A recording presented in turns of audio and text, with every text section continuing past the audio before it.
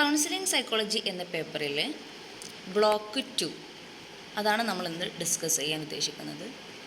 അതിൽ തന്നെ unit 4 psycho dynamic approach in counselling. Counselling ചെയ്യുമ്പോൾ ഒരു മെൻ്റൽ ഡിസോർഡറിനെ അല്ലെങ്കിൽ ഒരാളുടെ മെൻ്റൽ ഹെൽത്ത് ഇഷ്യൂസിനെ, ഒരാളുടെ പേഴ്സണാലിറ്റിയെ ഒക്കെ നമ്മൾ എക്സ്പ്ലെയിൻ ചെയ്യേണ്ടതുണ്ട്. അത് എക്സ്പ്ലെയിൻ ചെയ്യാൻ വേണ്ടിയിട്ട്, അത് മനസ്സിലാക്കാൻ വേണ്ടിയിട്ട് ഒരുപാട് അപ്രോച്ചുകൾ, ഒരുപാട് ഡൊമൈനുകൾ, ഒരുപാട് തിയറികളുണ്ട്. അതിൽ ഈ ഒരു ബ്ലോക്കിൽ നമ്മൾ ഡിസ്കസ് ചെയ്യുന്നത് ഡിഫറെൻ്റ് അപ്രോച്ചുകളാണ്. Psycho dynamic approach, humanistic approach, cognitive approach, അങ്ങനെയുള്ള ഒരു 4-5 അപ്രോച്ചുകളാണ് നമ്മൾ ഡിസ്കസ് ചെയ്യുന്നത്.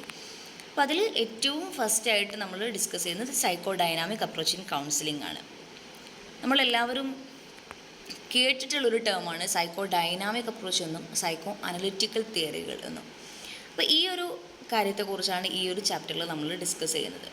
അപ്പോൾ ഈ ഒരു ചാപ്റ്ററിലെ ലേണിംഗ് ഒബ്ജക്റ്റീവ്സ് എന്ന് പറയുന്നത്, ഫസ്റ്റ് ഓഫ് ഓൾ നമ്മൾ സൈക്കോ ഡൈനാമിക് തിയറികളുടെ ബേസിക് കോൺസെപ്റ്റ് എന്തൊക്കെയാണെന്നാണ് പറയുന്നത്. പിന്നെ അതിലേക്ക് കീ കോൺട്രിബ്യൂഷൻസ് നൽകിയിട്ടുള്ള സിഗ്മണ്ട് ഫ്രോയിഡ്, ആഡ്ലർ, കാളി അങ്ങനെ പോലെയുള്ള ആളുകളെ കുറിച്ച് ജസ്റ്റ് ഒന്ന് പറയുന്നു. അതുപോലെ സൈക്കോ അനാലിസിസിൻ്റെ ബേസിക് പ്രിൻസിപ്പിൾസ് എന്തൊക്കെയാണ്, ആ തിയറിയുടെ ബേസിക് പ്രിൻസിപ്പിൾസ് എന്തൊക്കെയാണ്, അതിൻ്റെ ഗോൾസ് എന്താണ്, അതിലെന്തൊക്കെ ടെക്നിക്കുകളാണ് നമ്മൾ യൂസ് ചെയ്യുന്നത്, ഈ കാര്യങ്ങളൊക്കെ വിശദീകരിക്കുന്നു. അതിനുശേഷം നമ്മൾ psycho analysis and insight therapy, അതൊരു തെറാപ്പി മോഡാണ്. അപ്പോൾ അത് തമ്മിലുള്ള ഒരു ഡിഫറൻസ് അല്ലെങ്കിൽ അത് തമ്മിലുള്ള ഒരു കണക്ഷൻസ് എന്തൊക്കെയാണ് ഉള്ള കാര്യങ്ങളെക്കുറിച്ചിട്ടും ഇൻസൈറ്റ് തെറാപ്പിയെക്കുറിച്ചിട്ടും കുറച്ച് കാര്യങ്ങളും പഠിക്കുന്നു. ലാസ്റ്റ് നമ്മൾ ഈ ഒരു തിയറിയുടെ സ്ട്രെങ്ത് എന്തൊക്കെയാണ്, വീക്ക്നെസ്, ലിമിറ്റേഷൻസ് എന്തൊക്കെയാണ്, ഇതിൻ്റെ എഫക്റ്റീവ്നെസ് എന്തൊക്കെയാണ്, മെയിൻലി ഏതെല്ലാം തരം ഡിസോർഡേഴ്സിലാണ് നമുക്ക് ഈ ഒരു അപ്രോച്ച് കൂടുതലായിട്ട് യൂസ് ചെയ്യാൻ പറ്റിയ തുടങ്ങിയ കാര്യങ്ങളാണ് നമ്മൾ ഈ ഒരു ചാപ്റ്ററിൽ അനലൈസ് ചെയ്യുന്നത്. അപ്പോൾ ഇതിൻ്റെ ഈ ഒരു സൈക്കോ ഡൈനാമിക് അപ്രോച്ചിൻ്റെ ഒരു ഇൻട്രൊഡക്ഷൻ എന്ന് പറയുമ്പോൾ നമുക്കറിയാം സൈക്കോ അനലിറ്റിക് തിയറി എന്നത് നമ്മൾ കേട്ടിട്ടുണ്ടാകും. അപ്പോൾ ആദ്യമായിട്ട് നമ്മൾ മനസ്സിലാക്കേണ്ടത് ഈ സൈക്കോ അനലിറ്റിക് തിയറിയും ഈ സൈക്കോ ഡൈനാമിക് അപ്രോച്ചും എന്താണ്, ഇത് തമ്മിലുള്ളൊരു ഡിഫറൻസ് നമ്മൾ ആദ്യം മനസ്സിലാക്കണം. സൈക്കോ അനലിറ്റിക് എന്ന് പറയുമ്പോൾ സിഗ്മണ്ട് ഫ്രോയിഡ് കൊണ്ടുവന്ന തിയറിയാണ്. അദ്ദേഹത്തിൻ്റെ മാത്രം കോൺട്രിബ്യൂഷനാണ് ഈ സൈക്കോ അനലിറ്റിക് എന്ന് പറയുന്നത്. സിഗ്മണ്ട് ഫ്രോയിഡിന് ശേഷം ഈ ആഡ്ലർ, കാൾ യുങ് ഒക്കെ ഇതേ ഒരു പെർസ്പെക്റ്റീവിൽ നിന്നുകൊണ്ട്, അതായത് അൺകോൺഷ്യസ് എന്ന അതിൻ്റെ ഒരു ഡൈനാമിക്സിനനുസരിച്ചിട്ടാണ് ഇവർ എല്ലാ കാര്യങ്ങളും എന്ത് ചെയ്തിട്ടുള്ളത്, എക്സ്പ്ലെയിൻ ചെയ്തിട്ടുള്ളത്. അതുകൊണ്ടാണ് നമ്മൾ ഇതിനെ സൈക്കോ ഡൈനാമിക് അപ്രോച്ച് എന്ന് പറയുന്നത്. അപ്പോൾ ഈ ഒരു ടോട്ടൽ ചിന്താധാരയ്ക്ക്, അതായത് ന്യൂ ഫ്രോയിഡിയൻസും ഫ്രോയിഡും ഒക്കെ കൊണ്ടുവന്ന ഈ ഒരു ചിന്താധാരക്കാണ് നമ്മൾ സൈക്കോ ഡൈനാമിക് എന്ന് പറയുന്നത്. അപ്പോൾ ഈ ഒരു തിയറിയുടെ മെയിൻ ബേസിക്സ് എന്ന് പറയുന്നത്, ഇവരെ ഏറ്റവും കൂടുതൽ പ്രാധാന്യം കൊടുത്തിരിക്കുന്നത് അൺകോൺഷ്യസിനാണ്. അതായത് ഏതൊരു ഇൻഡിവിജ്വലും അയാൾക്ക് അവെയർ അല്ലാത്ത ഒരു പാർട്ട് അയാളുടെ ഉള്ളിലുണ്ടാകും. അതായത് അയാൾ അവെയർ അല്ലാത്ത പാർട്ടാണ് ഏറ്റവും കൂടുതൽ എന്നാണ് പറയുന്നത്, അൺകോൺഷ്യസ് എന്നാണ് പറയുന്നത്. അപ്പോൾ ഈ ഒരു അൺകോൺഷ്യസ് ബേസിസിലാണ്, അല്ലെങ്കിൽ നമ്മുടെ ഉള്ളിലുള്ള കാര്യങ്ങളുടെ അടിസ്ഥാനത്തിലാണ് നമ്മുടെ പേഴ്സണാലിറ്റി രൂപപ്പെട്ടു വരുന്നത് എന്നാണ് ഈ ഒരു ഡൊമൈനിൽ പ്രധാനമായിട്ടും ഫ്രോയിഡിൻ്റെ ഫോളോവേഴ്സ് പറയുന്നത്. അതുപോലെ നമ്മുടെ ബിഹേവിയർ എന്ന് പറയുന്നത് നമ്മുടെ ഉള്ളിലുള്ള കാര്യങ്ങൾക്കനുസരിച്ചിട്ടാണ്. Behaviour is a result of the interplay of internal drives. നമ്മുടെ ഉള്ളിൽ നടക്കുന്ന കുറേ ഡ്രൈവുകളുണ്ട്, കുറേ മോട്ടീവ്സ് ഉണ്ട്, അതിൻ്റെ റിസൾട്ടാണ്. അത് പരസ്പരം അങ്ങോട്ടും ഇങ്ങോട്ടുള്ള ക്ലാഷുകൾ അല്ലെങ്കിൽ അതിൻ്റെ യോജിപ്പ്, ഇതിനൊക്കെ അനുസരിച്ചിട്ടാണ് നമ്മുടെ ബിഹേവിയർ എന്നാണ് ഇവർ പറയുന്നത്. അതുപോലെ role of childhood experiences especially the first 5 years in determining one's personality and present life issues. അപ്പോൾ ഒരാളുടെ കുട്ടിക്കാലത്ത് അനുഭവങ്ങൾ, പ്രത്യേകിച്ചും ആദ്യ 5 വർഷങ്ങളിൽ ഉണ്ടാകുന്ന അനുഭവങ്ങൾ, ആ അനുഭവങ്ങളാണ് ഒരാളുടെ പേഴ്സണാലിറ്റിയെ രൂപപ്പെടുത്തുന്നതും അയാൾ ഇന്ന് അനുഭവിച്ചു കൊണ്ടിരിക്കുന്ന ഒരു ഇഷ്യൂസ് അഡോളസൻസിൽ അല്ലെങ്കിൽ അഡൾട്ടിലേക്കൊക്കെ എത്തുന്ന സമയത്ത് അയാളുടെ ഒരു മാനസികാവസ്ഥ അല്ലെങ്കിൽ അയാളുടെ ഒരു പേഴ്സണാലിറ്റി എന്ന് പറയുന്നത് ഈ ചൈൽഡ്ഹുഡ് എക്സ്പീരിയൻസിൻ്റെ അടിസ്ഥാനത്തിലാണെന്നാണ് ഇവർ പറയുന്നത്. അതുപോലെ clients insight during therapy as a key internal mechanism for change to occur. ഇവരുടെ ഒരു ട്രീറ്റ്മെൻറ്റിലേക്ക് വരുമ്പോൾ പ്രധാനമായിട്ടും അവർ പറയുന്നത് ക്ലയൻറ്റിൻ്റെ ഇഷ്യൂ എന്താണ് എന്ന ഒരു ഇൻസൈറ്റ് കിട്ടുന്നതിലൂടെ തന്നെ എല്ലാ കാര്യങ്ങളും ഒരു പരിധിവരെ ഓക്കെ ആവും എന്നാണ് പറയുന്നത്. അപ്പോൾ നമുക്ക് ഇപ്പോൾ ഫോർ എക്സാമ്പിൾ നമുക്കൊരു നല്ല ടെൻഷനുണ്ട്. ഈ ടെൻഷൻ നമുക്ക് അങ്ങനെ തന്നെ പറഞ്ഞു കഴിഞ്ഞാൽ അതിന് ആളുകൾ അക്സെപ്റ്റ് ചെയ്യില്ല. അപ്പോൾ അതൊരു വേദനയായിട്ട് രൂപപ്പെടുകയാണ്. ചില ആളുകൾക്ക് നല്ല ശക്തമായ തലവേദന, പനി, അങ്ങനെ പല രീതിയിലും ഫിസിക്കൽ സിംറ്റമായിട്ട് പ്രകടമാവുന്ന അസുഖങ്ങളുണ്ട്. നമ്മൾ സൊമാറ്റോഫോം ഡിസോർഡേഴ്സ് എന്നാണ് അതിന് പൊതുവിൽ പറയാം. അപ്പോൾ ഈ സൊമാറ്റോഫോം ഡിസോർഡേഴ്സൊക്കെ ആളുകൾക്ക് അക്സെപ്റ്റൻസ് കിട്ടുന്ന രീതിയിൽ ഒരു ഫിസിക്കൽ സിംറ്റമായിട്ട് അവർ പ്രകടിപ്പിക്കുന്നു. പക്ഷേ അതിൻ്റെ റൂട്ട് കോസ് എന്ന് പറയുന്നത് നമുക്ക് ഫിസിക്കൽ എക്സാമിനേഷൻ, ലാബ് ടെസ്റ്റുകളൊന്നും ചെയ്താൽ ഒന്നുമേ നമുക്കതിൽ കാണാൻ കഴിയില്ല. അപ്പോൾ മിയർലി അതിൻ്റെ റീസൺ എന്ന് പറയുന്നത് മാനസികമായിട്ടുള്ള പെയിനാണ്, മെൻ്റൽ പെയിനാണ്. അപ്പോൾ നമ്മൾ ആ ഒരു ക്ലയൻറ്റിന് അങ്ങനെ നമ്മൾ സൊമാറ്റോഫോം ഡിസോർഡറുമായിട്ട് നമ്മുടെ അടുത്ത് വരുന്ന ഒരാളെ നമ്മൾ അനലൈസ് ചെയ്യുമ്പം അയാളുടെ കഥകൾ നമ്മൾ കേട്ട് അയാളുടെ ചൈൽഡ്ഹുഡ് എക്സ്പീരിയൻസിൽ അയാൾക്ക് ഉണ്ടായ എന്തോ ഒരു ട്രോമയുടെ ബേസിസിലോ അല്ലെങ്കിൽ അന്നുണ്ടായ പെയിൻഫുൾ ആയിട്ടുള്ള ഒരു എക്സ്പീരിയൻസിൻ്റെ ഫലമായിട്ടായിരിക്കും ഇത് ഇന്ന് ഉണ്ടായിട്ടുണ്ടാവുക. അപ്പം നമ്മൾ ആ കഥ കേട്ട് ആ ക്ലയൻറ്റിന് നമ്മൾ ഒരു അവെയർനെസ് കൊടുത്തു കഴിഞ്ഞാൽ, ഇൻസൈറ്റ് കൊടുത്തു കഴിഞ്ഞാൽ ആ ക്ലയൻറ്റിന് എൻ്റെ അസുഖം ഈ ഒരു പെയിനിൽ നിന്നാണ് ജനറേറ്റ് ചെയ്തത് എന്നൊരു ഇൻസൈറ്റ് കൊടുക്കുന്നതിലൂടെ ആ ക്ലയൻറ്റിൽ മാറ്റം ഉണ്ടാകുമെന്നാണ് പറയുന്നത്. അതാണ് പറയുന്നത് തെറാപ്പിയുടെ സമയത്ത് ക്ലയൻറ്റിന് ഒരു ഇൻസൈറ്റ് കിട്ടുന്നതിലൂടെ ചേഞ്ച് ഒക്കുക ചെയ്യും എന്നുള്ളതാണ് ഇവരുടെ ഒരു പ്രധാനപ്പെട്ട മെക്കാനിസം എന്ന് പറയുന്നത്. പിന്നെ use of defence mechanism by the ego to avoid feeling anxiety. നമുക്ക് ആങ്ഷൈറ്റി ഉണ്ടാകുന്ന സമയത്ത് നല്ല പേടി അല്ലെങ്കിൽ പലതരം കാര്യങ്ങളോട് നമുക്ക് ആങ്ഷൈറ്റി ഉണ്ടാകും. ഈ ആങ്ഷൈറ്റി ഉണ്ടാകുന്ന സമയത്ത് അത് ഒഴിവാക്കാൻ വേണ്ടിയിട്ട് ഈഗോ കാണിക്കുന്ന ഡിഫെൻസ് മെക്കാനിസംസ് ഉണ്ട്. ചിലത് നമ്മൾ സപ്രസ് ചെയ്യും, സബ്ലിമേഷൻ ചെയ്യും, അങ്ങനെ പലതരത്തിലുള്ള ഡിഫെൻസ് മെക്കാനിസം നമ്മൾ ഈ ഒരു ചാപ്റ്ററിൻ്റെ എൻഡിൽ നമ്മൾ ഡിസ്കസ് ചെയ്യുന്നുണ്ട്. അപ്പോൾ അതെന്തൊക്കെയാണ്, ഈ കാര്യങ്ങളാണ് ഈ ഒരു ചാപ്റ്ററിൽ അല്ലെങ്കിൽ ഈ ഒരു തിയറിയിൽ പ്രധാനമായിട്ടും നമുക്ക് നോക്കാനുള്ളത്. നമുക്ക് 1 by 1 ആയിട്ട് നോക്കാം. സൈക്കോ അനാലിസിസ് എന്ന് പറയുമ്പോൾ അത് സിഗ്മണ്ട് ഫ്രോയിഡ് ഇൻട്രൊഡ്യൂസ് ചെയ്തതാണ്. ഈ തിയറിയൊക്കെ നിങ്ങൾ നേരത്തെ തന്നെ പഠിച്ചു തന്നെ, അതുകൊണ്ട് നമ്മൾ ജസ്റ്റ് ഒന്ന് പറഞ്ഞു പോകുന്നേ ഉള്ളൂ. തിയറി ബേസ് ചെയ്തിരിക്കുന്നത് അൺകോൺഷ്യസ് മോട്ടീവ്സ് ആൻഡ് കോൺഫ്ലിക്ട്സിൻ്റെ ബേസിസിലാണ് നമ്മുടെ ഒരു പേഴ്സണാലിറ്റി രൂപപ്പെടുന്നത് എന്നാണ് സിഗ്മണ്ട് ഫ്രോയിഡ് പറയുന്നത്. ഇതിൽ സൈക്കോ അനലറ്റിക്കിൽ തിയറിറ്റിക്കൽ പ്രിൻസിപ്പിൾസ് പ്രധാനമായിട്ട് 3-4 കാര്യങ്ങളാണ് ഉള്ളത്. ഒന്ന്, നമ്മൾ സ്ട്രക്ചർ ഓഫ് മൈൻഡ് പറയുന്നുണ്ട്. അതിനുശേഷം ഈ ഒരു സ്ട്രക്ചർ ഓഫ് മൈൻഡിൽ തന്നെയുള്ള അതിൻ്റെ ലെവൽസ് ഓഫ് കോൺഷ്യസ്നെസ്, ആ ഒരു സ്ട്രക്ചർ ഓഫ് മൈൻഡിൽ തന്നെ നമ്മുടെ കോൺഷ്യസ്നെസ്സിന് ഡിഫറെൻറ്റ് ലെവൽസ് ഉണ്ട് എന്ന് പറയുന്നു. പിന്നെ ഡിഫെൻസ് മെക്കാനിസംസ്, ഈ ആങ്ഷൈറ്റി റെഡ്യൂസ് ചെയ്യാൻ വേണ്ടിയിട്ട് ഈഗോ കാണിക്കുന്ന ഡിഫെൻസ് മെക്കാനിസംസ് ഏതൊക്കെയാണെന്ന് പറയുന്നു. അതുപോലെ സൈക്കോ സെക്ഷൽ സ്റ്റേജസ്, ഒരാളുടെ പേഴ്സണാലിറ്റി രൂപപ്പെട്ട് വരുന്ന ഡിഫറെൻറ്റ് സ്റ്റേജുകളുണ്ട്. Oral stage, anal stage, phallic stage, latency stage, genital stage. ഈ ഒരു കാര്യങ്ങളാണ് ഇതിൻ്റെ പ്രധാനമായിട്ടുള്ള പ്രിൻസിപ്പിൾസ് എന്ന് പറയുന്നത്. നമുക്കറിയാം, ജസ്റ്റ് ഒന്ന് പറഞ്ഞു പോകാം. സ്ട്രക്ചർ ഓഫ് മൈൻഡ് എന്ന് പറയുമ്പോൾ ഇത് ഈഗോ, സൂപ്പർ ഈഗോ ആണ്. ഇത് എന്ന് പറയുന്നത് ഒരു പ്ലഷർ പ്രിൻസിപ്പിളിനെ ബേസ് ചെയ്തിട്ടാണുള്ളത്. അപ്പോൾ നമുക്ക് എന്തെങ്കിലും ഒരു പെയിൻ ഉണ്ടായിക്കഴിഞ്ഞാൽ ആ പെയിന് റെഡ്യൂസ് ചെയ്യുക, പ്ലഷർ കൂട്ടിക്കൊണ്ടുവരിക എന്നുള്ളതാണ് ഇതിൻ്റെ ഒരു മെയിൻ ഫങ്ഷൻ.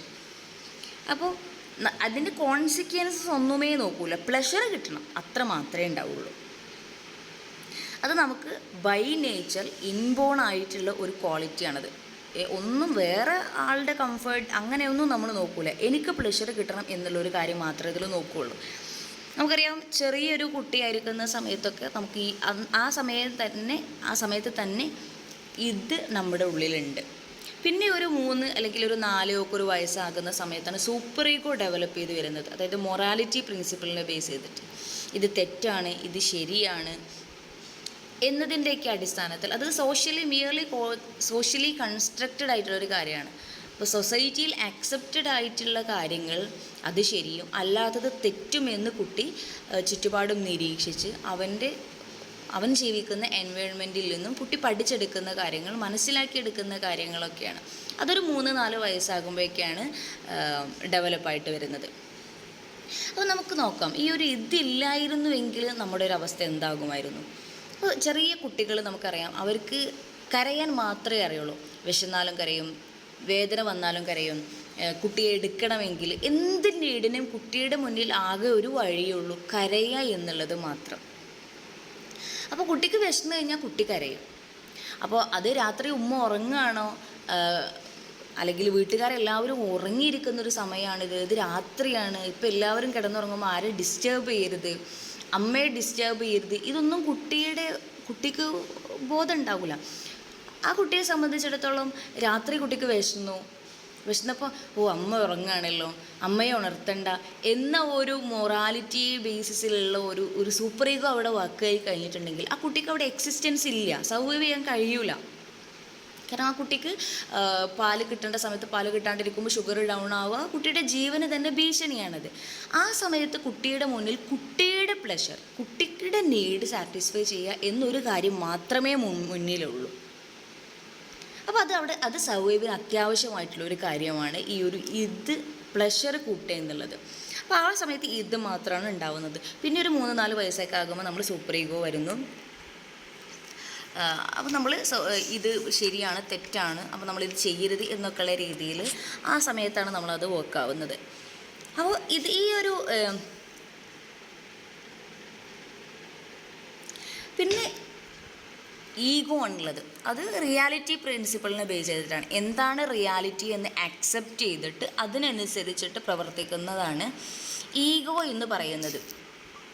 ഇപ്പോൾ നമുക്കറിയാം, നമ്മൾ പുറത്തെവിടെയെങ്കിലും പോകുന്ന സമയത്ത് വഴിയിലൊരു സാധനം, വളരെ വിലപിടിപ്പുള്ള ഒരു സാധനം കിടക്കുന്നുണ്ട്, നമുക്കതിന് അത്രയും അത്യാവശ്യമുണ്ട്. അപ്പോൾ അവിടെ ചുറ്റിലും ആരും ഇല്ലെങ്കിൽ പോലും നമ്മളത് എടുക്കാൻ വേണ്ടി നിൽക്കുമ്പോൾ നമ്മൾ പിന്നോട്ട് വലിക്കുന്നൊരു കാര്യമുണ്ട്.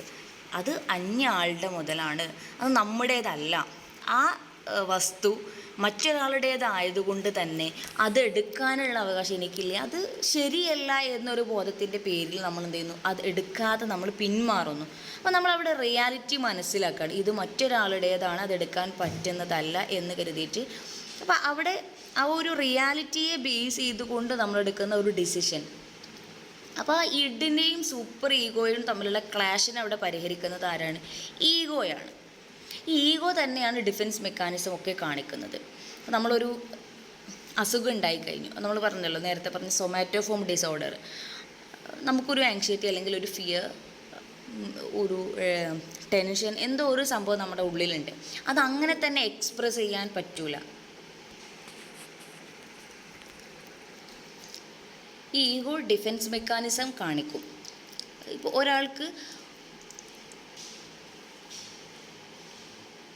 ഒരാൾക്കൊരു പെയിൻ അല്ലെങ്കിൽ ഒരു ഡിസ്ട്രെസ് ഉണ്ടാവുന്നു, ആ ഡിസ്ട്രെസ് അങ്ങനെ തന്നെ പ്രകടിപ്പിക്കാൻ ഒരു വഴിയില്ല, ആളുകൾ അതിനെ ആക്സെപ്റ്റ് ചെയ്യില്ല എങ്കിൽ അതൊരു തലവേദനയോ വയറുവേദനയോ മറ്റെന്തെങ്കിലും ഫിസിക്കൽ സിംറ്റമായിട്ട് അതിനെ പ്രകടിപ്പിക്കും, ഒരു ആക്സെപ്റ്റൻസ് കിട്ടാൻ വേണ്ടിയിട്ട്. അപ്പോൾ ആ ഒരു പ്ലഷർ കിട്ടാൻ വേണ്ടിയിട്ടാണ് അത് കാണിക്കുന്നത്. അപ്പോൾ ആളുടെ ഉള്ളിൽ പെയിനാണ്, മനസ്സ് വേദനിക്കുകയാണ്. ഒരു കുട്ടിക്ക് സ്കൂളിൽ പോകാൻ നല്ല മടിയാണ്. അപ്പോൾ സ്കൂളിൽ പോകാൻ വേണ്ടിയിട്ട് മടിയാണ്, സ്കൂളിൽ പോകുന്നില്ല എന്ന് പറഞ്ഞാൽ ആരും സമ്മതിക്കൂല. അപ്പോൾ കുട്ടി വയറുവേദന കാണിക്കുന്നു. അപ്പോൾ ഈ വയറുവേദനയുടെ യഥാർത്ഥ കാരണം എന്ന് പറയുന്നത് കുട്ടിക്കുള്ള അവിടെയുള്ള എന്തോ ഫിയർഫുൾ ആയിട്ടുള്ള ഒരു സിറ്റുവേഷനാണ്. അപ്പോൾ കുട്ടി അവിടേക്ക് പോകുന്നതിനെ കുറിച്ചിട്ട് ആങ്ഷ്യസ് ആണ്. സ്കൂളിൽ പോയി കഴിഞ്ഞാൽ എനിക്ക് ആ കുട്ടിയുടെ മനസ്സ് വേദനിക്കുകയാണ്. അപ്പോൾ ആ പെയിന് റെഡ്യൂസ് ചെയ്യാൻ വേണ്ടിയിട്ട് മനസ്സ് കാണിക്കുന്ന ഒരു ഈഗോ കാണിക്കുന്ന ഒരു ഡിഫെൻസ് മെക്കാനിസമാണത്, ഈ വയറുവേദനയായിട്ട് പ്രകടിപ്പിക്കുന്നത്. അങ്ങനെ റിയാലിറ്റി പ്രിൻസിപ്പിളിനെ, അപ്പോൾ ഇതിൻ്റെ പെയിന് കുറക്കുക, ഇത് സൂപ്പർ ഈഗോ തമ്മിലുള്ള ഒരു കോൺഫ്ലിക്റ്റിനെ ഡീൽ ചെയ്യുക എന്നുള്ളതാണ് ഈഗോൻ്റെ മെയിൻ ഫങ്ഷൻ എന്ന് പറയുന്നത്. അപ്പോൾ ഇതിൽ തന്നെ വരുന്നതാണ് നമ്മളൊരു ലെവൽസ് ഓഫ് കോൺഷ്യസ്നെസ് എന്ന് പറയുന്നത്. കോൺഷ്യസ് എന്ന് പറഞ്ഞാൽ നമ്മൾ കൃത്യമായിട്ട് അവെയറായിട്ട് ചെയ്യുന്ന കാര്യങ്ങൾ. പ്രീ കോൺഷ്യസ് എന്ന് പറയുന്നത് നമുക്ക് തൊട്ട് മുന്നേ കഴിഞ്ഞു പോയതാണ്, നമുക്ക് ജസ്റ്റ് ഓർത്തെടുക്കാൻ പറ്റും. അപ്പോൾ ഇന്ന് നമ്മളോട് ഒരാൾ ചോദിക്കുകയാണ്, ഇന്ന് എന്തായിരുന്നു ബ്രേക്ക്ഫാസ്റ്റ് കഴിച്ചത്? അപ്പോൾ നമുക്കത് ഓക്കെ, ഇന്ന് ഞാൻ ഇന്നതാണ് കഴിച്ചത്. നമുക്കത് ജസ്റ്റ് ഒന്ന് ഓർത്തെടുത്താൽ നമുക്കത് പറയാൻ പറ്റുന്ന കാര്യങ്ങളാണ്. പിന്നെ വരുന്നത് അൺകോൺഷ്യസ് ആണ്. ഈ അൺകോൺഷ്യസ് എന്ന് പറയുമ്പോൾ അത് ഡീപ്ലി റൂട്ടഡ് ആണ്. നമുക്കത് ഓർത്തെടുക്കാൻ പറ്റൂല. ആ ഒരു ഇതിലൊക്കെ നമ്മളിങ്ങനെ സപ്രസ് ചെയ്ത് വെച്ച, നമ്മുടെ മനസ്സിൽ സപ്രസ് ചെയ്ത് വെച്ച ഒരുപാട് കാര്യങ്ങൾ അടങ്ങിയതാണ് നമ്മുടെ ഫുൾഫിൽ ചെയ്യാത്ത മോട്ടീവ്സ്, ഡ്രീംസ്, നമ്മുടെ ട്രോമകൾ, ഫിയർഫുള്ളായിട്ടുള്ള പെയിൻഫുള്ളായിട്ടുള്ള എക്സ്പീരിയൻസസ്, അങ്ങനെ എല്ലാം അടിഞ്ഞു കൂടി കിടക്കുന്ന ഒരു വലിയ പാർട്ടാണ് നമ്മുടെ അൺകോൺഷ്യസ് എന്ന് പറയുന്നത്. അപ്പോൾ ഇങ്ങനെ ലെവൽസ് ഓഫ് മൈൻഡ് ഇതിൽ പറയുന്നുണ്ട്. പിന്നെ ഡിഫെൻസ് മെക്കാനിസംസ് ഞാൻ പറഞ്ഞു, ഈഗോ കാണിക്കുന്ന പലതരത്തിലുള്ള ഡിഫെൻസ് മെക്കാനിസംസ് ഉണ്ട്. Depression, denial, projection, regression, suppression, displacement, intellectualisation, rationalisation, reaction formation, sublimation എന്നൊക്കെ പറയുന്ന ഒരുപാട് ഡിഫെൻസ് മെക്കാനിസംസ് ഉണ്ട്. അത് എന്തൊക്കെയാണെന്ന് ഞാൻ ഓരോന്ന് ഇതിലിനിയിപ്പോൾ കൃത്യമായിട്ട് ഇവിടെ പറയുന്നില്ല. ആ തിയറി നിങ്ങൾ പഠിക്കുന്ന സമയത്ത് അത് കൃത്യമായിട്ട് പഠിച്ചിട്ടുണ്ടാകും. പിന്നെ വരുന്നത് സൈക്കോസെക്ഷൽ സ്റ്റേജസ് ആണ്. ഓരോ ഓറൽ സ്റ്റേജ് ഉണ്ട്. അപ്പോൾ ആ ഒരു സമയത്ത് നമുക്കൊരു ഓറലായിട്ടുള്ള കാര്യങ്ങളിലായിരിക്കും കൂടുതലുണ്ടാവുക. ആ സമയത്ത് അവിടെ നമുക്ക് ആ ഒരു പ്ലഷറിന് അല്ലെങ്കിൽ അവിടുത്തെ ഒരു നീഡിന് നമുക്കത് ഫുൾഫിൽ ചെയ്യാൻ പറ്റിയിട്ടില്ലെങ്കിൽ അവിടെ ഒരു സ്റ്റാഗ്നേഷൻ വരും. അതൊരു പേഴ്സണാലിറ്റി ഡിസോർഡറായിട്ട് മാറും. അല്ലെങ്കിൽ മറ്റെന്തെങ്കിലും ഹെൽത്ത് ഇഷ്യൂസ് അല്ലെങ്കിൽ മെൻ്റൽ ഹെൽത്ത് ഇഷ്യൂസൊക്കെ ആയിട്ട് മാറാനുള്ള സാധ്യതയുണ്ട് എന്നാണ് പറയുന്നത്. പിന്നെ ഓറൽ അനൽ ഫാലിക് ലാറ്റൻസി ജെനറ്റിൽ എന്ന് പറയുന്ന 5 സ്റ്റേജസ് ഓഫ് ഡെവലപ്മെൻറ്റ് പറയുന്നുണ്ട്. ഇതാണ് ഈ ഒരു തിയറിയുടെ മെയിൻ തിയററ്റിക്കൽ പ്രിൻസിപ്പിൾസ് എന്ന് പറയുന്നത്. സൈക്കോ അനാലിസിസിൻ്റെ ഗോൾ എന്ന് പറയുന്നത് മേക്ക് ദ അൺകോൺഷ്യസ് കോൺഷ്യസ് എന്നാണ്. അതായത് അൺകോൺഷ്യസ് മൈൻഡിൽ അടിഞ്ഞു കൂടിയിരിക്കുന്ന ഒരുപാട് എക്സ്പീരിയൻസസ് കാര്യങ്ങളൊക്കെ ഉണ്ട്. അത് നമ്മൾ ഇതിൻ്റെ ടെക്നിക്കുകൾ പറയുമ്പോൾ അത് കൃത്യമായിട്ട് പറയും. ഫ്രീ അസോസിയേഷൻ ആയിട്ട് നമ്മളിങ്ങനെ പറയാം. കുറേ കാര്യങ്ങൾ നമ്മൾ കൗൺസിലറുടെ അടുത്ത് വന്ന് പറയുന്നതിലൂടെ ആ കൗൺസിലർ അയാളെ ഗൈഡ് ചെയ്യാണ്. എന്തൊക്കെയാണ് അയാൾ പറയുന്നത്, ഒരുപാട് കാര്യങ്ങൾ പരസ്പര ബന്ധമില്ലാത്ത കാര്യങ്ങളൊക്കെ ആയിരിക്കും പറയുന്നത്. പക്ഷെ അതൊക്കെ മനസ്സിലാക്കി അതിലൊന്നൊരു കണക്ഷൻ ഉണ്ടാക്കിയെടുത്തിട്ട് അയാൾ ഇപ്പോൾ അനുഭവിക്കുന്ന പെയിനിന് ഒരു ജസ്റ്റിഫിക്കേഷൻ ആ ഒരു എക്സ്പീരിയൻസിൽ നിന്ന് കിട്ടും. അപ്പോൾ അങ്ങനെ അൺകോൺഷ്യസ് ആയിട്ട് ഉള്ള പല കാര്യങ്ങളും അയാളുടെ ഫ്രീ ആയിട്ടുള്ള സംസാരങ്ങളിലൂടെ അല്ലെങ്കിൽ അയാളുടെ ഡ്രീം അനലൈസ് ചെയ്യുന്നതിലൂടെയൊക്കെ കിട്ടും. അതിനെ നമ്മൾ കോൺഷ്യസ് ആക്കി കൊണ്ടുവരാം. ഇന്നതാണ് എൻ്റെ വേദനയുടെ കാരണം എന്ന് മനസ്സിലാക്കിയെടുക്കുക. അതാണ് മേക്ക് ദ അൺകോൺഷ്യസ് കോൺഷ്യസ്. അൺകോൺഷ്യസിലുള്ള കാര്യങ്ങൾ നമ്മൾ കോൺഷ്യസ് ആക്കിയെടുക്കാം. എന്നിട്ട് റിസോൾവ് ഇൻറ്റേർണൽ കോൺഫ്ലിക്ട്സ്, നമ്മുടെ ഉള്ളിലുള്ള കോൺഫ്ലിക്റ്റുകൾ എന്തൊക്കെയാണെന്ന് മനസ്സിലാക്കി അതിനെ സോൾവ് ചെയ്യുക. അതുപോലെ gain insight into root causes of behaviour, ഒരാളുടെ സ്വഭാവത്തിൻ്റെ റൂട്ട് കോസ് എന്താണ് എന്ന് മനസ്സിലാക്കി അതിലൊരു ഇൻസൈറ്റ് കൊടുക്കുക എന്നുള്ളതാണ് സൈക്കോ അനാലിസിസിൻ്റെ ഗോൾ എന്ന് പറയുന്നത്.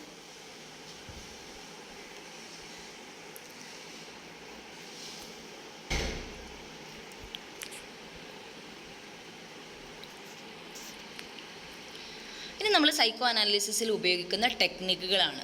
അതിലൊന്നാമത്തത് ഫ്രീ അസോസിയേഷൻ ആണ്. പിന്നെ ഡ്രീം അനാലിസിസ് ആണ്. ട്രാൻസ്ഫറൻസ് ആൻഡ് കൗണ്ടർ ട്രാൻസ്ഫറൻസ് ആണ്. ഇൻ്റർപ്രിറ്റേഷൻ. ഈ 4 കാര്യങ്ങളാണ് നമ്മളതിൽ യൂസ് ചെയ്യുന്ന ടെക്നിക്കുകൾ എന്ന് പറയുന്നത്.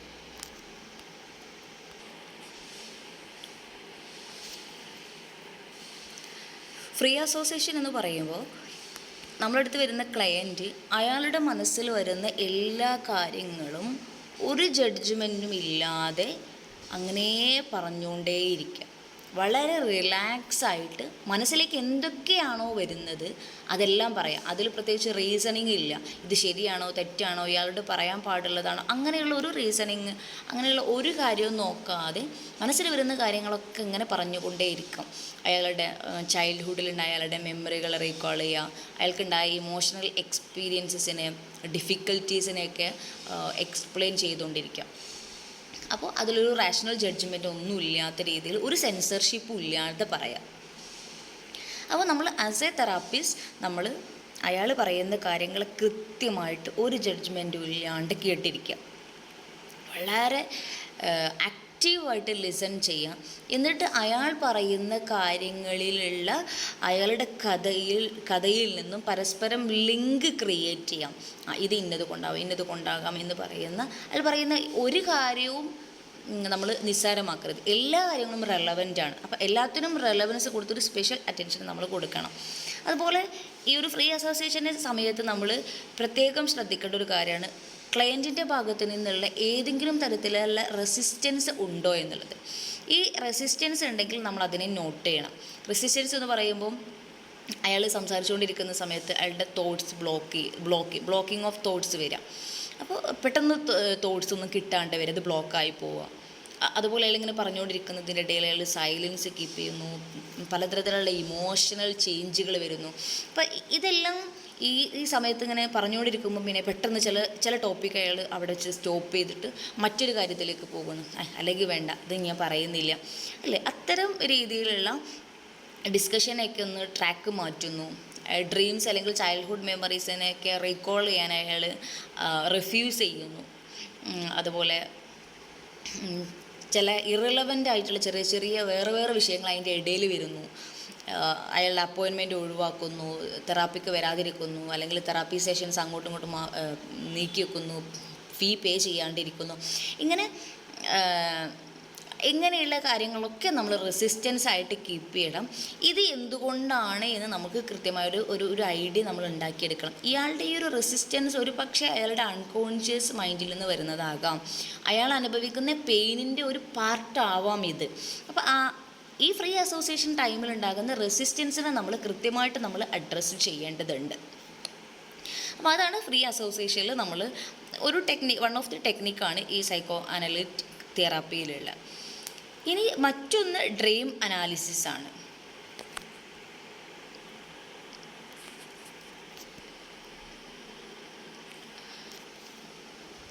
ഈ ഡ്രീം അനാലിസിസ് എന്ന് പറയുന്നത് ശരിക്ക് royal road to the unconscious എന്നാണ്. അൺകോൺഷ്യസ് മൈൻഡിലുള്ള കാര്യങ്ങളെ നമുക്ക്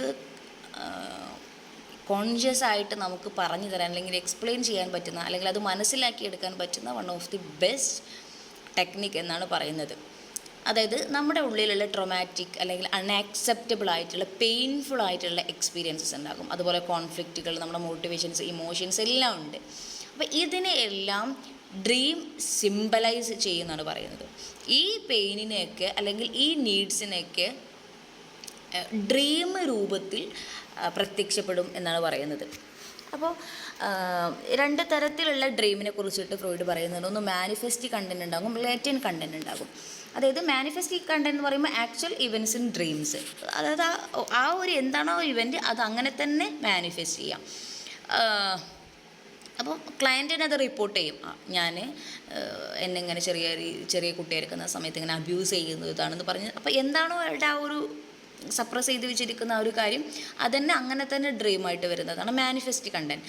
ലാറ്റൻ കണ്ടൻറ് എന്ന് പറയുമ്പം ഹിഡൻ മെസ്സേജസ് ഉണ്ടാകും. ഇപ്പോൾ ഒരാൾ സ്ഥിരമായിട്ട് എന്തോ ഒരു ഡോഗിനെ കാണുന്നു, സ്നേക്കിനെ കാണുന്നു, അങ്ങനെ സെർട്ടൺ തിങ്സ്, ഒബ്ജക്ട്സ് അല്ലെങ്കിൽ ഇവൻസിനെയൊക്കെ കാണുന്നു. അതിൻ്റെ ഉള്ളിൽ ഒരു മറഞ്ഞു കിടക്കുന്ന ഒരു സംഗതി ഉണ്ടാകും, ഒരു പെയിൻഫുൾ ആയിട്ടുള്ള അഗ്രസീവ് ഇമ്പൾസ് അല്ലെങ്കിൽ സെക്ഷൽ ഇമ്പൾസസ് ഉണ്ടാകും, അവിടെ അതിന് പിന്നിലുണ്ടാകും. അപ്പോൾ അത് നമ്മൾ സിംബലൈസ് ചെയ്യുന്നതാണ്. ഓരോ ഒബ്ജക്റ്റുകൾ അല്ലെങ്കിൽ ഒരു ഇവൻ്റ് ആയിരിക്കും അയാൾ സ്ഥിരമായിട്ട് സ്വപ്നത്തിൽ കണ്ടുകൊണ്ടിരിക്കുന്നുണ്ടാവുക. അപ്പം അതിന് നമ്മളൊരു മീനിങ് കൊടുക്കുന്നു. നമ്മൾക്ക് സാധാരണ സ്വപ്ന വ്യാഖ്യാനം എന്ന് പറയുന്നത് പോലെയുള്ള കാര്യങ്ങൾ. അങ്ങനെ ഡ്രീം അനലൈസ് ചെയ്തുകൊണ്ട് നമുക്ക് ആളുടെ ഉള്ളിലുള്ള അൺകോൺഷ്യസ് ആയിട്ട് ഉള്ള കോൺഫ്ലിക്റ്റുകൾ തിരിച്ചറിയാൻ പറ്റും.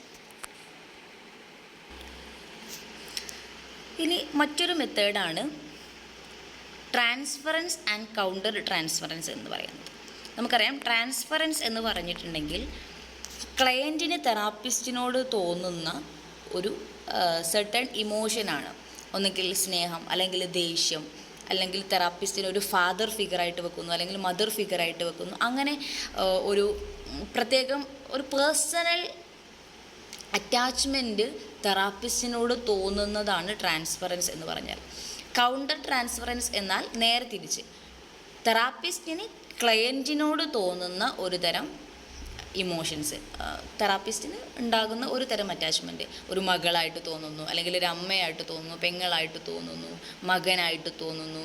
അങ്ങനെ ആ രീതിയിലുള്ള ഒരു അറ്റാച്ച്മെൻറ്റ് ഫിഗറായിട്ട് ക്ലയൻറ്റിനെ തോന്നുന്നു. അപ്പോൾ ഇത് രണ്ടും നമ്മൾ പലപ്പോഴും നെഗറ്റീവായിട്ടാണ് പറയാറുള്ളത്. ട്രാൻസ്ഫറൻസ് വരാൻ പാടില്ല, കൗണ്ടർ ട്രാൻസ്ഫറൻസ് വരാൻ പാടില്ല എന്ന് പറയും. പക്ഷെ അങ്ങനെയല്ല. സൈക്കോ അനാലിസിസിൽ, ഈ സൈക്കോ അനലറ്റിക് തെറാപ്പിയിൽ ഒരു ട്രീറ്റ്മെൻറ്റ് മോഡാണ് ആക്ച്വലി അത്. അതെങ്ങനെയെന്ന് വെച്ചിട്ടുണ്ടെങ്കിൽ, നമുക്കറിയാം ട്രാൻസ്ഫറൻസ് ഉണ്ടായി എന്ന് വിചാരിക്കും.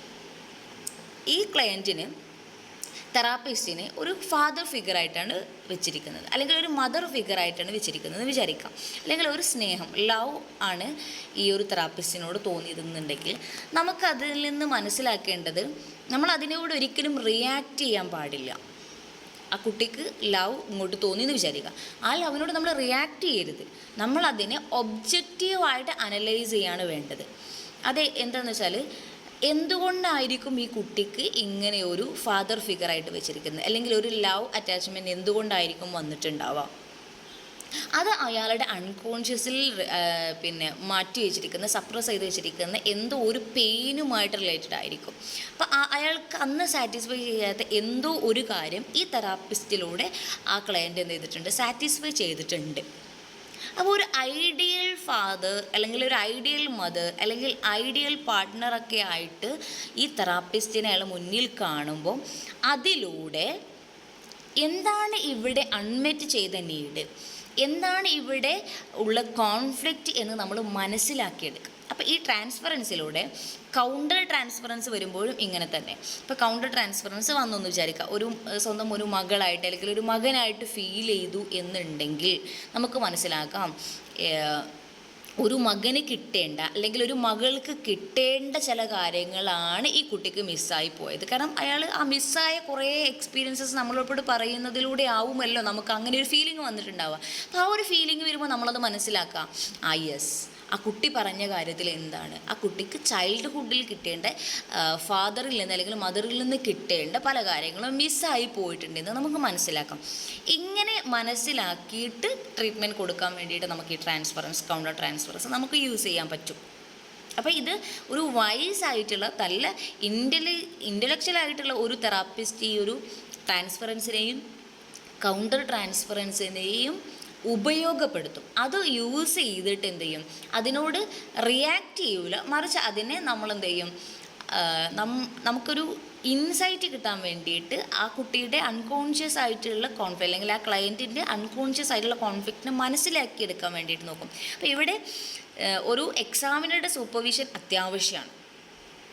അല്ലെങ്കിൽ നമ്മളൊക്കെ ആസ് എ ഹ്യൂമൺ അങ്ങോട്ടും ഇങ്ങോട്ടൊക്കെ ചാടിപ്പോകാനുള്ള സാധ്യതയുണ്ട്. അപ്പോൾ അവിടെ ഒരു വളരെ റാഷണലായിട്ട് ഇതിനെ ചിന്തിക്കാനും മനസ്സിലാക്കാനും പറ്റണം.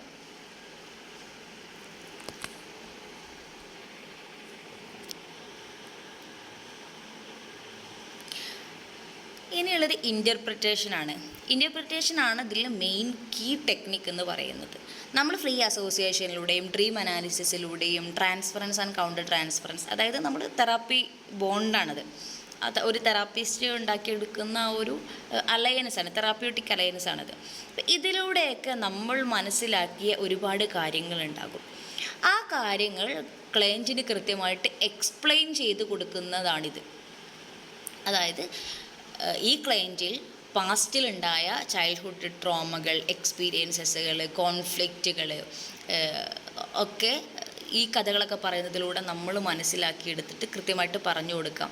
ഈ പാസ്റ്റിലുള്ള എക്സ്പീരിയൻസസിൻ്റെ മീനിങ്സൊക്കെ ഇതാണ്, ഇതൊക്കെ കാരണത്താലാണ് ഇന്ന് ഈ പ്രസൻറ്റിൽ ഇങ്ങനെയൊരു ബിഹേവിയർ ഉണ്ടാകുന്നത്, ഇങ്ങനെയുള്ള സിംറ്റംസ് ഉണ്ടായത്, ഇതാണ് നിങ്ങളുടെ കോൺഫ്ലിക്ട്സുകൾ, ഇമോഷൻസുകൾ എന്നൊക്കെ പറഞ്ഞിട്ട് നമ്മൾ കൃത്യമായിട്ട് അവർക്ക് പറഞ്ഞു കൊടുക്കുകയും ഇത് എങ്ങനെയാണ് വർക്ക് ചെയ്യുന്നത്, ഈ ഒരു ഡിഫൻസ് മെക്കാനിസം എങ്ങനെയാണ് എമേർജ് ചെയ്ത് വരുന്നത്, അത് എങ്ങനെയാണ് നമ്മുടെ ഒരു മാനിഫെസ്റ്റ് ചെയ്യുന്നത് എന്നൊക്കെ അവർക്ക് കൃത്യമായിട്ട് നമ്മൾ പറഞ്ഞു കൊടുക്കണം.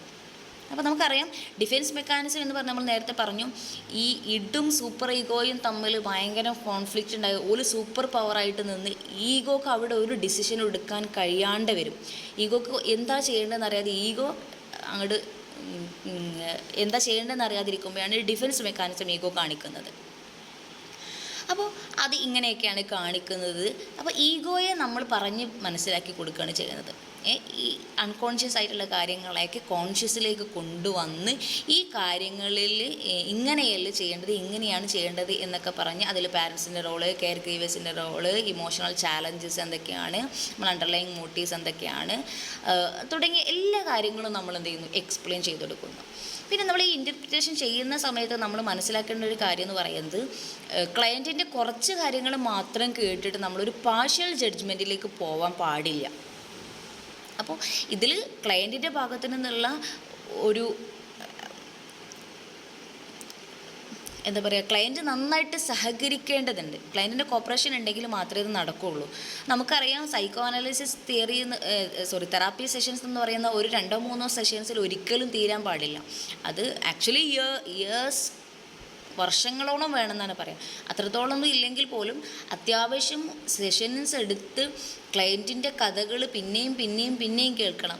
അത് ആ ക്ലയൻറ്റ് നമ്മളെടുത്ത് റിവീൽ ചെയ്യണമെങ്കിൽ നമ്മൾ നല്ലൊരു തെറാപ്പി ബോണ്ട്, നല്ലൊരു തെറാപ്യൂട്ടിക് അലയൻസ്, നല്ലൊരു റാപ്പോ അവിടെ ബിൽഡ് ചെയ്ത് കഴിയണം.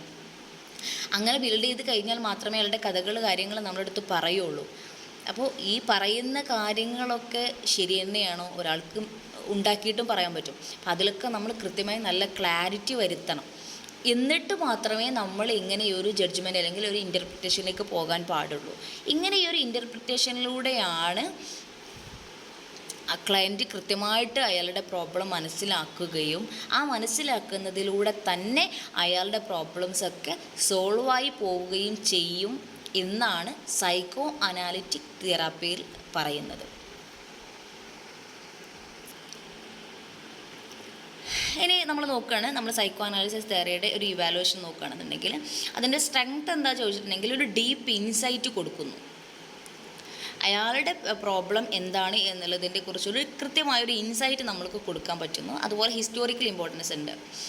അതായത് അത്രയും പഴക്കം ചെന്ന ഒരു തിയറിയാണ് എന്നുള്ളതാണ്.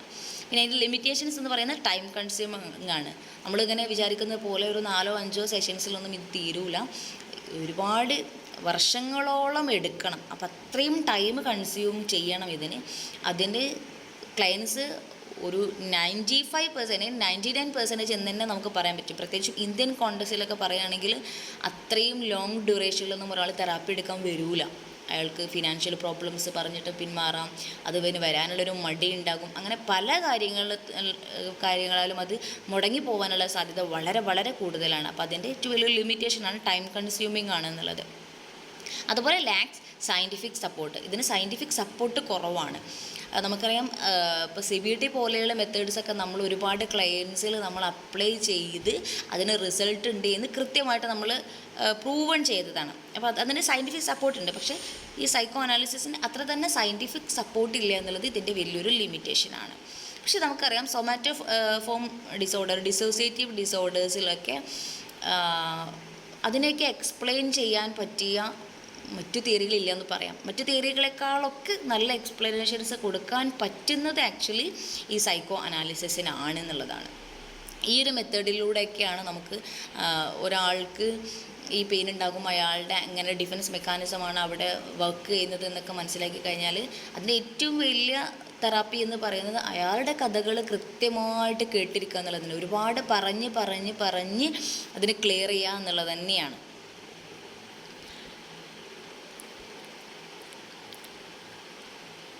അപ്പോൾ psycho analytically oriented psycho therapy എന്ന് പറയുന്നത് modified short version of psycho analysis ആണ്. സൈക്കോ അനാലിസിസിൻ്റെ ഇതിനെ തന്നെ ഒന്നും കൂടി ഷോർട്ടൺ ചെയ്ത് മോഡിഫൈ ചെയ്തിട്ടുള്ളതാണ്. അത് focus on present issues and relationships. അതിൽ മെയിൻലി ഫോക്കസ് ചെയ്യുന്നത് നമ്മളിപ്പോഴുള്ള പ്രശ്നങ്ങൾ എന്തൊക്കെയാണ്, റിലേഷൻഷിപ്പിൽ വരുന്ന പ്രശ്നങ്ങൾ എന്തൊക്കെയാണെന്നുള്ള ആ കാര്യങ്ങളൊക്കെയാണ്. പാസ്റ്റിൽ ഉള്ളതിനേക്കാളും നമ്മൾ ഇപ്പോൾ എന്തൊക്കെ ഇഷ്യൂസാണ് നിലവിലുള്ളത്, അതിനെങ്ങനെ റിസോൾവ് ചെയ്യാം എന്നുള്ള കാര്യങ്ങളൊക്കെയാണ് ഇതിൽ ഒരു psycho analytically oriented psycho തെറാപ്പിയിൽ focus ചെയ്യുന്നത്. അപ്പോൾ ഇതിലൊരു കൗൺസിലറുടെ, ഒരു തെറാപ്പിസ്റ്റിൻ്റെ റോൾ എന്ന് പറയുന്നത് ആക്റ്റീവ് ലിസണിങ്. നമുക്കറിയാം അയാളുടെ കഥകൾ ഇങ്ങനെ ഫ്രീ ആയിട്ട് പറഞ്ഞുകൊണ്ടിരിക്കുന്ന സമയത്ത് അത് ആക്റ്റീവായിട്ട് കേൾക്കുക എന്നുള്ളതാണ്. പിന്നെ അതുപോലെ പ്രൊവൈഡിങ് ഇൻ്റർപ്രിറ്റേഷൻസ് ആണ്. അയാൾ പറയുന്ന പല പല കാര്യങ്ങൾ, പല എക്സ്പീരിയൻസസുകൾ പറഞ്ഞുകൊണ്ടിരിക്കുന്നുണ്ടാകും. അയാളുടെ അതിൻ്റെ ഇടയിലുള്ള അയാളുടെ റെസിസ്റ്റൻസുകൾ ഉണ്ടാകും. ഇതിനൊക്കെ നമ്മൾ വേർബലായിട്ട് നോൺ വേർബലായിട്ടുള്ള അയാളുടെ ക്യൂസിനെയൊക്കെ മനസ്സിലാക്കിയിട്ട് കൃത്യമായിട്ടുള്ള ഇൻ്റർപ്രിറ്റേഷൻസ് കൊടുക്കുക എന്നുള്ളതാണ് കൗൺസിലറുടെ റോള്. അതുപോലെ creating A safe environment. Therapist long ടൈമിൽ നമ്മളെടുത്ത് വന്ന് തെറാപ്പി എടുത്ത് അയാളുടെ എല്ലാ വിഷമങ്ങളും സങ്കടങ്ങളും പ്രയാസങ്ങളും ഒക്കെ ഒരുപാട് എക്സ്പീരിയൻസസ് എല്ലാം പറഞ്ഞുകൊണ്ടിരിക്കുകയാണ് അയാൾ. അപ്പം അതുകൊണ്ട് തന്നെ നോൺ ജഡ്ജ്മെൻ്റലായിരിക്കണം, കോൺഫിഡൻഷ്യലായിട്ടുള്ള ഒരു കേൾക്കുന്ന ഒരു അവസ്ഥ. അതുപോലെ അയാൾക്ക് പറയാൻ സേഫ് ആയിട്ടുള്ള ഒരു എൻവയോൺമെൻ്റ് ആയിരിക്കണം അവിടെ ഉണ്ടാകേണ്ടത്. ഈ 3 കാര്യങ്ങളെ ഈ ഒരു അനലിറ്റിക് തെറാപ്പി നമ്മൾ കൊടുക്കുന്നുണ്ടെങ്കിൽ നമ്മുടെ ഭാഗത്തു നിന്ന് ഉണ്ടാവേണ്ടത് പ്രധാനമായിട്ടും ഈ 3 കാര്യങ്ങളാണ്. റിവലേഷൻ നോക്കുകയാണെങ്കിൽ more adaptable and time efficient ആണ്. Skill based on core psychodynamic പ്രിൻസിപ്പിളിൻ്റെ ബേസിസിൽ തന്നെയാണത് വരുന്നത്. ഇനി നമുക്ക് പറയാനുള്ളത് ഇൻസൈറ്റ് തെറാപ്പി എന്ന് പറയുന്ന ഒരു സെക്ഷനാണ്. അതായത് ക്ലയൻസിൻ്റെ സെൽഫ് അവെയർനെസ്സിന് ഇൻക്രീസ് ചെയ്യുക എന്നുള്ളതാണ് ഇതിൻ്റെ ഒരു എയിം എന്ന് പറയുന്നത്. നമ്മുടെ പാസ്റ്റിൽ കഴിഞ്ഞു പോയ പല എക്സ്പീരിയൻസസ് അല്ലെങ്കിൽ നമ്മൾ അനുഭവിച്ചുകൊണ്ടിരിക്കുന്ന പലതരം മെൻ്റൽ പെയിനുകൾ, ഇതിനെക്കുറിച്ച് നമ്മൾ അവെയർ ആവണം എന്നില്ല. അപ്പോൾ ഇതിലേക്കൊരു അവെയർനെസ് തരിക, നമുക്കൊരു ഇൻസൈറ്റ് ഉണ്ടാക്കിയെടുക്കുക എന്നുള്ളതാണ് ഇൻസൈറ്റ് തെറാപ്പിയുടെ ഒരു മേജർ റോൾ എന്ന് പറയുന്നത്.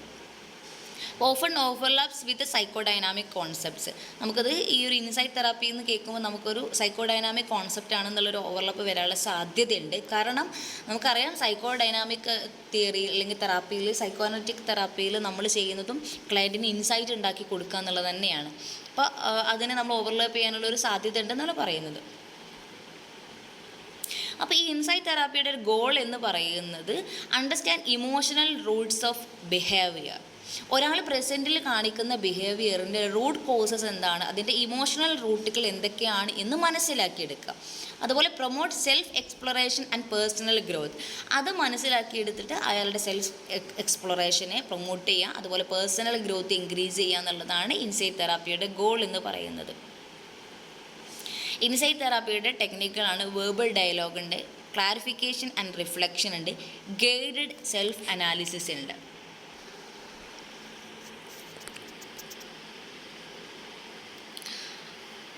ഇൻസൈറ്റ് തെറാപ്പിയിലെ ഈ ടെക്നിക്സ് എന്ന് പറയുന്നത് സെയിം ആസ് നമ്മൾ സൈക്കോഅനലിറ്റിക് തെറാപ്പിയിൽ പറഞ്ഞ അതേ ടെക്നിക്ക് തന്നെയാണ്. വേർബൽ ഡയലോഗ് എന്ന് പറയുമ്പോൾ ഫ്രീ അസോസിയേഷൻ തന്നെയാണ്.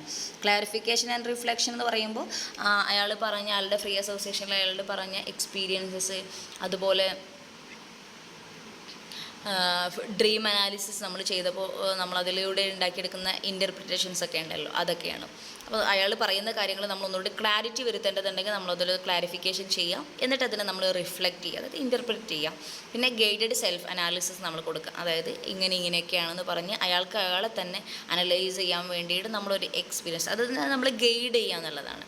ഇതൊക്കെയാണ് ഇൻസൈറ്റ് തെറാപ്പിയിലുള്ള ടെക്നിക്ക് എന്ന് പറയുന്നത്. നമുക്കറിയാം സൈക്കോഡൈനാമിക് അപ്രോച്ച് മാത്രമല്ല, എക്സിസ്റ്റൻഷ്യൽ തെറാപ്പി, ഹ്യൂമനിസ്റ്റിക് തെറാപ്പിയിലൊക്കെ, അതുപോലെ ജസ്റ്റാൾട്ട് തെറാപ്പിയൊക്കെ നമ്മൾ ഇൻസൈറ്റ് തെറാപ്പി എന്ന് പറയും. അപ്പോൾ അതായത് ഈ തെറാപ്പികളിലൂടെയൊക്കെ നമ്മൾ കൊടുക്കുന്നത് ക്ലയൻറ്റിനൊരു ഇൻസൈറ്റ് കൊടുക്കുക, അയാളുടെ പ്രശ്നങ്ങളിലേക്ക്, അയാളിപ്പോൾ അനുഭവിച്ചുകൊണ്ടിരിക്കുന്ന പ്രയാസങ്ങളിലേക്ക് ഒരു ഇൻസൈറ്റ് കൊടുക്കുക എന്നുള്ളതാണ്.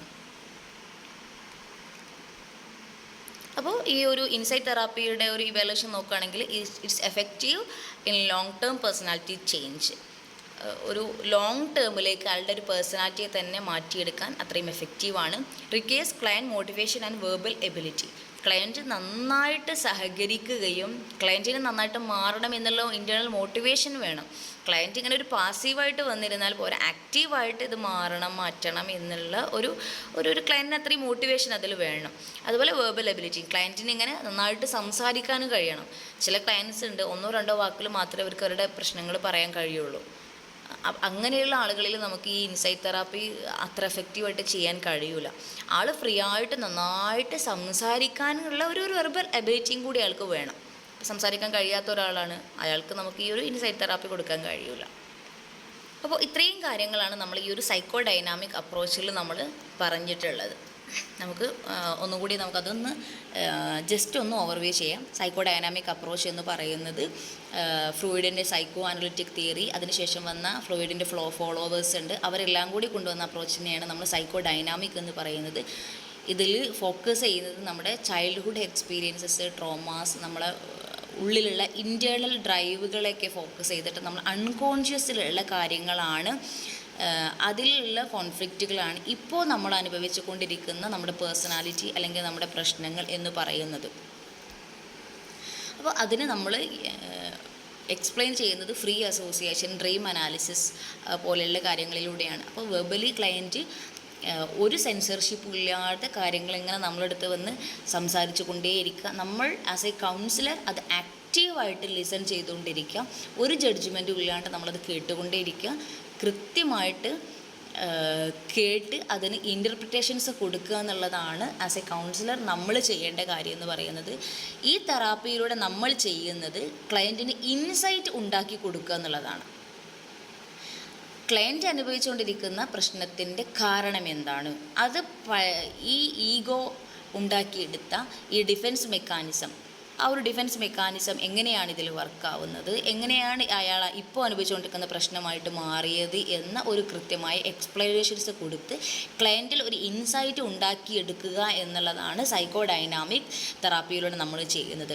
മെയിൻലി നമ്മൾ ഈ ഒരു അപ്രോച്ച് യൂസ് ചെയ്യുന്നത് സൊമാറ്റോഫോം ഡിസോർഡേഴ്സ്, അതുപോലെ ഡിസോസിയേറ്റീവ് ഡിസോർഡേഴ്സിലൊക്കെയാണ്. നമ്മൾ OCD പേഴ്സണാലിറ്റി ഡിസോർഡേഴ്സിലൊക്കെ നമുക്ക് യൂസ് ചെയ്യാം, പക്ഷേ OCD സൈക്കോ പേഴ്സണാലിറ്റി ഡിസോർഡേഴ്സിലൊക്കെ ഒന്നുകൂടിയും സയൻറ്റിഫിക് ആയിട്ടുള്ള മെത്തേഡ് എന്ന് പറയുന്നത് CBT തന്നെയാണ്. പക്ഷെ നമുക്ക് ഈ ഒരു അപ്രോച്ചിലൂടെ നമുക്കതിനെ എക്സ്പ്ലെയിൻ ചെയ്യാൻ പറ്റും. പക്ഷേ ഈ സൊമാറ്റോഫോമിലും ഡിസോസിയേറ്റീവിലൊക്കെ one of the best method എന്ന് പറയുന്നത് സൈക്കോ അനലിറ്റിക് തെറാപ്പി തന്നെയാണ്. അപ്പോൾ ഇത്രയും കാര്യങ്ങളാണ് ഈ ഒരു ലെസണിൽ നമുക്ക് പഠിക്കാനുള്ളത്.